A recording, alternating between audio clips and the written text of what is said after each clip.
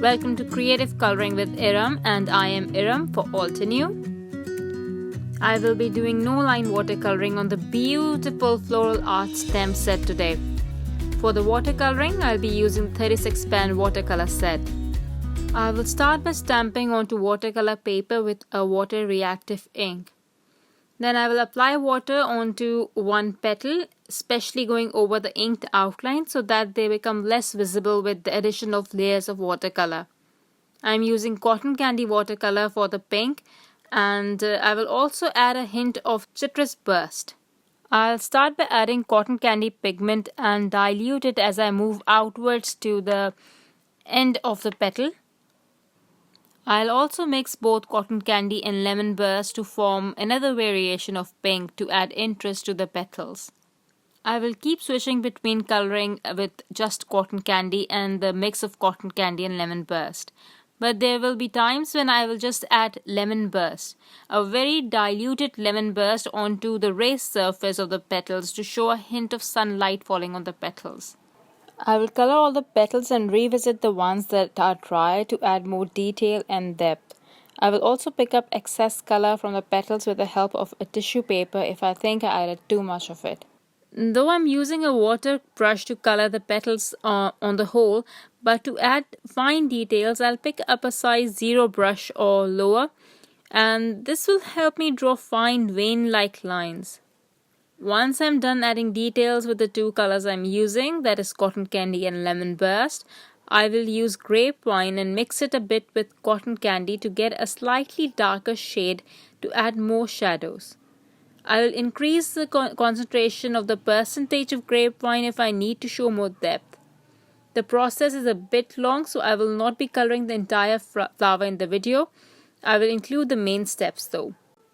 I will leave you with a bit of music. I will pop back in when I will be adding leaves.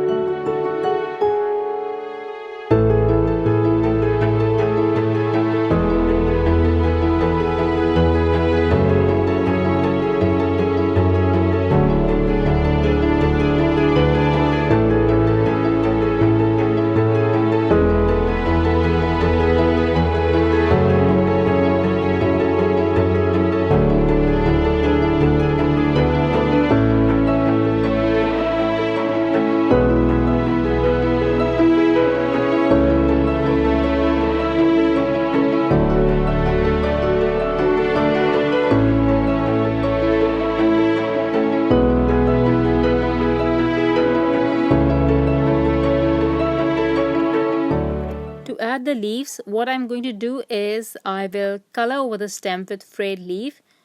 If you want the paint to not pool so much on the stamp, first prep the stem with an eraser and then paint over it. Next, stamp this onto the watercolor paper. You will now have the base for your leaves. You can use this to add detail like shadows or veins. After I'm done watercoloring the leaves, I'll add stippling to show that the flower isn't just hanging in the air and that there is some foliage in the far distance. I will also add a couple of leaves of my own. These don't have to be perfect, just have to be there so that to balance the image. After I'm done watercoloring, I'll add splatters of frayed leaf watercolor. Once the splatters are dry, I'll stamp the sentiment from Smile and Hugs stamp set. In the end, I'll add a few black paint splatters to balance the sentiment. And there you have it. How beautiful is this flower from the Floral Art Stamp Set. Next time I will color this with artist markers. Alright, now that is all from my side today. I hope you enjoyed the coloring session. Thank you for watching and the lovely comments you leave. See you soon. Bye.